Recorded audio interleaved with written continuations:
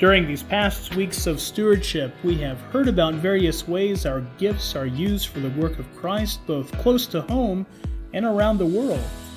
We heard about stewarding time at the end of October and allocating that most precious resource to the ministries of the church, which was then wonderfully celebrated through the confirmation class as we lifted up the time they and their families invested in their Christian education through the affirmation of baptism. As November began, we heard about how the larger community of the Nebraska Synod, of which we are a part, uses what we give them for the sake of Christ all over the world.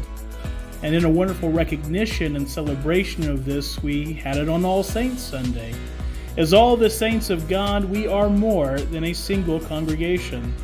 As such, we participate in more ministry than we can do by ourselves. In 2021, of the $36,000 we gave away, $29,000 went as mission share to the Nebraska Synod.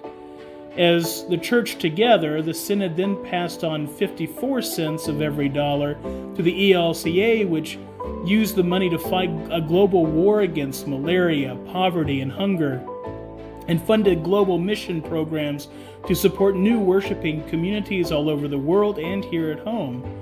Of our mission share, we gave $15,000 to support this work. 21 cents of the dollar stayed to support ministries of the Nebraska Synod. This included Mission Field, Nebraska, prison ministry, Lakota, and other ethnic ministries, and outreach ministries to our state. The mission share also provided support for congregations in the call process and leadership development to provide the church with future pastors, deacons, and PMAs. Of our mission share, we gave over $6,000 to support this work. 18 cents on the dollar went to our affiliated serving arms. Through this, we supported caring communities like Mosaic, Good Shepherd Lutheran Community, Tabitha, and Blue Valley Lutheran Homes. We also supported Lutheran institutions of higher education and camps, including NLOM, the Lutheran Campus Ministry, Midland University, Warwick Seminary, and the Lutheran School of Theology in Chicago. Our serving arms also provided ministry to needy in our state through Lutheran Family Services, Table Grace Cafe, and Oaks Indian Mission. Now, a serving arm that we got to know fairly well over this past year was Lutheran Plan Giving, which helped numerous members of our congregation plan for the future for the ongoing support of ministries that they find important. Of our mission share, we gave over $5,000 to support this work. Finally, 6 cents on the dollar given in mission share went for the administration costs. Now, this includes staffing and overhead. Of our mission share, we gave $1,764 to support this work. And in return, the Synod office has given us a great example of stewardship. Over this month, we have also heard about how our talents are stewarded when we offer them for the work of Christ, whether these gifts are for finances, education, yard work, music, crafts, technology, communication, or any of the other gifts that we have been given as an offering of thanks back to God. Ultimately, stewarding of our time, talents, and possession is about recognizing and giving thanks for the source of those blessings, which of course is our good and gracious God.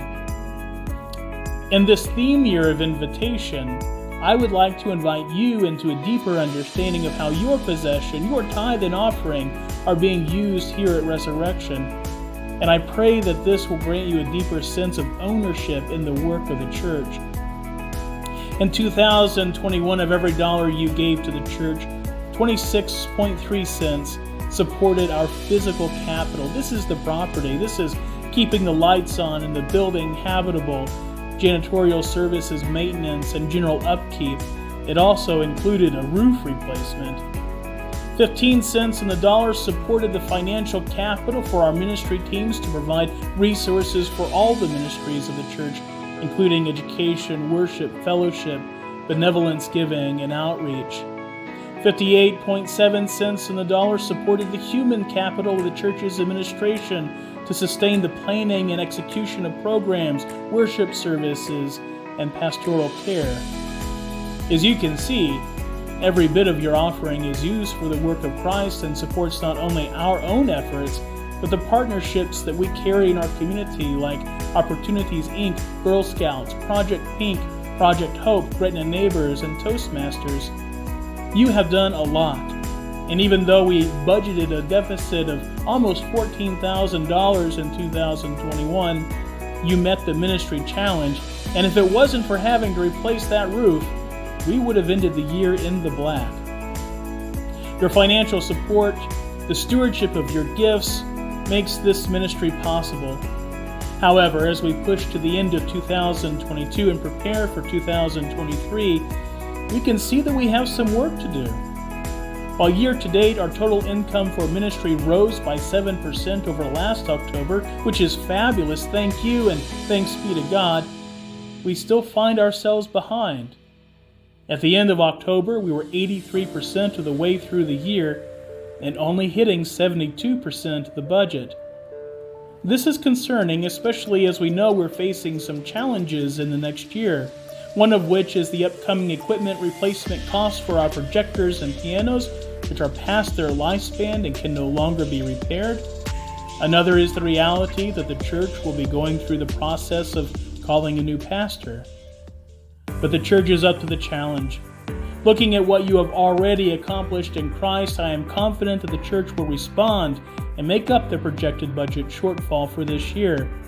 I am confident that the church will navigate the call process successfully and beneficially, and that you will rise to all the other challenges that the new year may bring. This confidence comes in knowing what kind of God we have and responding in thanksgiving with the gifts of our time, our talents, and our possessions.